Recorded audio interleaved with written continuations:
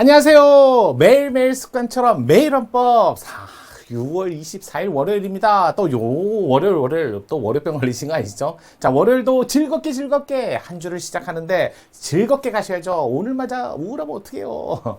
자, 6월 25일 바로 전날이죠. 뭐 6.25라고 해서 우리 자 절대로 잊어서는 안 되는 그날인데, 자, 그날 전날 월요일, 자, 월요일이지만 그래도 힘차게 우리 한번 매일 헌법 실력 향상을 위해서 한번 다가가 보겠습니다. 따라오실 거죠? 가봅시다. 자, 6월 24일에요. 자, 24년도 국회직 8급 문제. 자, 예전에도 국회직 문제 조금 다뤘었는데요. 그때 이제 문제 이후에 다른 문제들도 좀 살펴보도록 하겠습니다. 자, 국회직 8급 올해 있었던 문제 오지선다. 자, 보도록 할게요. 표현의 자유입니다. 표현의 자유. 자, 일단은 표현의 자유 한번 설명을 드려보지요. 다 아시겠지만 1항에는 개인적 표현의 자유, 그 다음에 자 단체적 표현의 자유. 자, 이렇게 표현의 자유가 개인적, 단체적 이렇게 두 가지로 나눠져 있고, 여기는 언론 출판 이렇게 돼 있죠. 그 다음에 여기는 집회 결사. 그 다음에 사전 검열 안 된다. 뭐 2항엔 그대로 들어있는 거니까 내용적으로. 다만 이제 개인적 표현의 자유에 여기에는 자 표현뿐만 아니라 뭐도 들었다. 표현에는 뭐 여기는 자 익명, 가명, 표현부터 시작해갖고 다 들었어요. 익명, 가명, 그다음에 상업적, 퇴폐, 상징적, 사행적, 뭐 다 들어가요. 심지어는 음란, 퇴폐, 뭐 좀 음란도 들어가고. 그다음에 자 저속도 표현의 자유 다 들어가요. 다 들어가. 표현의 형식, 내용, 자, 형식이나 내용, 형식 이런 건 가리지 않습니다. 다만 거기에 맞는 뭘 해야 돼요? 책임을 지셔야죠. 반드시 진짜 한마디로 뭐 복사품은 안 된다. 아니에요. 다 돼요. 특히 상업적 표현은 일반적인 표현보다도 공익적 요건이 크니까 많은 제한을 받을 뿐이에요. 그래서 표현에 자 상징적 표현물 다 되는데 공무원은 뭐 그렇다 해서 국가 정책에 반대한다, 검은 한 장 찬다, 그건 안 되죠. 그래서 약간 제한이 좀 다를 뿐이에요. 그 중에 익명, 가명, 선거, 운동 기간 중 또는 이외에도 익명, 가명의 표현의 자유가 다 있으니까 실명 조치를 해만 글을 남긴다? 위헌이죠. 다만 유일하게 작년 판례가 하나 있죠.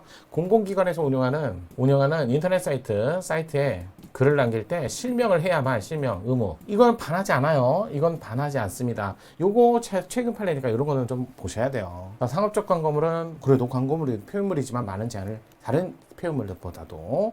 그다음에 퇴폐나 상징적, 특히 음란은 원래 과거엔 표현의 자유에 보호되지 않았으나 자 21조 사항을 표현의 자유의 표현물을 결정하는 기준으로 보지 않기 때문에 음란적 표현물도 표현물에 들어가요.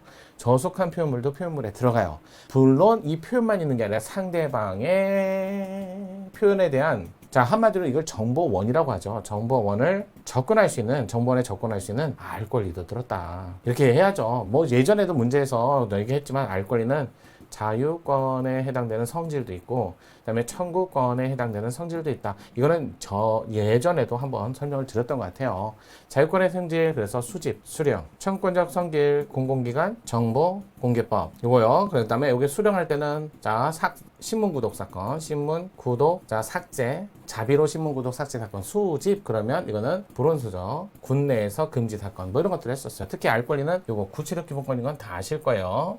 기본권에 해당되고, 따라서 별도의 법이 없어도 특히 알 권리는 이렇게 정보원으로부터 이렇게 알 권리라고 했는데, 솔직히 상대방이 국가 등일 때 이렇게도 나오죠. 국가 등과의 관계에서 알 권리를 주장하는 거고, 사인과 사인 간에 접근하는 건 어세스권이에요. 어세스권. 정보원으로부터 해서 국가 등이고, 그래서 알 권리는 국가 대 국민 간의 관계에서 나오고, 또 요건 이제 나중에 보면 어세스권하고 비교를 해야 되는 게, 이거는 사인 간에 여기는 국가 등과의 관계에서 이게 좀 다르죠. 그래서 대국가적 관계에서 알 권리하고 사인 간의 관계에서는 어세스권이라고 해서 정정보도, 반론보도, 추후보도, 언론사에 접근해갖고 자신에게 불리한 또는 불법적인 어떤 공개로 인해서 피해받은 걸 손해배상 받을 뿐만 아니라 그걸 넘어서 제거까지 요구하는 걸 어세스권이라고 하죠. 그래서 이런 것들은 좀 구별을 하셔야 돼요. 요게 표현의 자유고, 집단적 표현의 자유는 집회결사 표현이니까 오늘은 조금 그 내용은 아닌 것 같아요. 자, 일단은 간단하게 정리를 해봤으니까 문제 바로 보도록 할게요. 갈게요. 남북합의서 위반 행위로 전단 등의 살포. 요거 이제 요즘에 문제가 많이 됐잖아요. 핫하잖아요. 거기다가 우리나라가 이걸 하니까 북한 쪽에서는 뭐 전단 등을 살포하는 게 아니라 오물을 던져가지고 난리도 아니죠 지금. 이거예요. 이걸 금지시키는 법. 거기다가 이걸 따르지 않았을 때 형사처벌을 시키는 법. 이거 최근에 헌법재판소가 위헌 결정을 한 거예요. 아, 그게 침해된다. 왜냐면 국민의 생명 신체에 위해를 끼치는 심각한 위험을 발생시키는 게 아니잖아요. 왜냐면 구호품 쌀 보내고 뭐 다시 초코파이 보내고 뭐 체제를 위협하는 그런 내용이나 뭐 광고 아니죠. 그게 불법 솔직히 말해서 거짓은 아니잖아요. 진실이잖아요. 이렇게 얘기를 한 거예요. 그렇다고 해서 그걸로 인해서 직접적으로 진짜 국민의 생명신체 위해를 끼칠까요? 그랬더니 헌법재판 판단은 그건 아니라는 거예요. 그런데 그걸 가지고 형사처벌하는 법률까지 만들어서 처벌하는 건 표현의 자유를 침해한다. 볼 수 없다가 아니라 침해한다. 그래서 1번은 옳지 않은 지문이었어요. 최근 판례였어요. 두 번째, 사회복무요원 정당 가입을 할 수 없도록 규정한 사회복무요원. 아무래도 공익성이 높다는 거죠. 기본적으로요. 헌법에 정당 가입을 금지한 두 분이 있어요. 헌법재판소 재판관, 그다음에 중앙선거관리위원회 위원들 은 아예 헌법에 112조, 114조에 금지라고 돼 있어요. 그런 분들은 따로 외우시고요. 사회복무요원마저도 공익성이 높기 때문에 정당 가입을 할 수 없도록 한 거는 침해한다, 침해하지. 자, 요거 침해한다. 요거의 문제는 정당 가입을 할 수 없도록 공익성이 높은 거 맞아요. 공익성이 크다.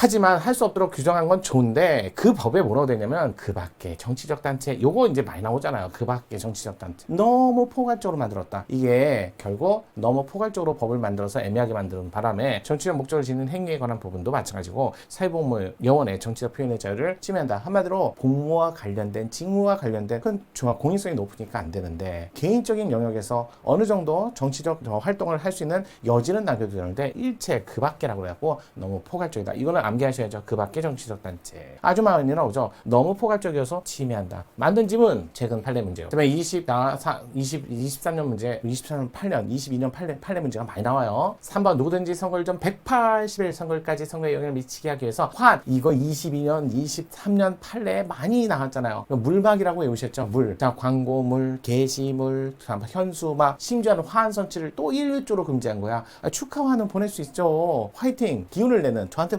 그건 아니고요. 화환을 일체 설치를 금지한 거죠. 선거에 영향을 미친다고 해서 그게 부정한 영향은 아니라면 그건 할 수 있어야죠. 따라서 선거에 영향을 미치게 하기 위해서 화환을 설치하는 것을 금지하는 것 자체가 정치의 표현의 자유를 침해한다고 볼 수 없다. 침해한다. 일률적이다. 너무 포괄적이다. 이건 꼭 기억하셔야 돼요. 4번 공공기관 등 게시판을 설치 운영하려면 그 게시판 이용자의 본인 확인을 위해서 방법 절차 마련 등 대통령령이 정하는 필요한 조치를 취하도록 한 정보통신 이용 촉진 보호에 관한 법률 게시판 이용자 제가 말씀드렸어요. 익명, 가명, 표현의 자유는 있어요. 선거운동 기간 중이든 선거운동 기간 중이 아니든 실명 조치를 해야만 글을 남길 수 있다. 전부 다 위헌 결정을 받았는데 유일하게 공공기관 등이 운영하는 게시판 여기에는 실명을 해야만 글을 남길 수 있도록 하는 건 침해가 아니다. 이거 유일한 예인데 공공기관 최근 판례요. 21년 판례긴 해도 잘 보셔야죠. 자, 5번 사생활 비밀 보호 필요성을 고려할 때 공공연히 사실을 적시하여 사람의 명예를 훼손한 한자 처벌 이거는 뭐 여러 번 나왔죠. 여러 번 판례가 합헌 결정 나오고 또 그 합헌 결정에 기소력이 없기 때문에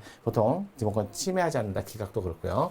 그래서 다시 한번 들어온 거예요. 진실한 것으로 사생활 비밀을 침해당하지 아니한 사실을 적시하는 부분 명확성 측에 반하지 않는다. 표현의 자유를 침해하지 않는다. 위반하지 않는다. 이건 꼭 기억하세요. 따라서 옳은 정답은 2번 지문이었습니다. 자, 오늘도 표현의 자유 지문 내용 판례 최근 판례가 많이 쌓였으니까 잘 정리하시고요. 우리 내일 6월 25일 기억해야 하는 그날이지만 그래도 그날도 헌법의 실력을 늘리기 위해서 여러분과 함께 하겠습니다. 매일 헌법 정인영입니다.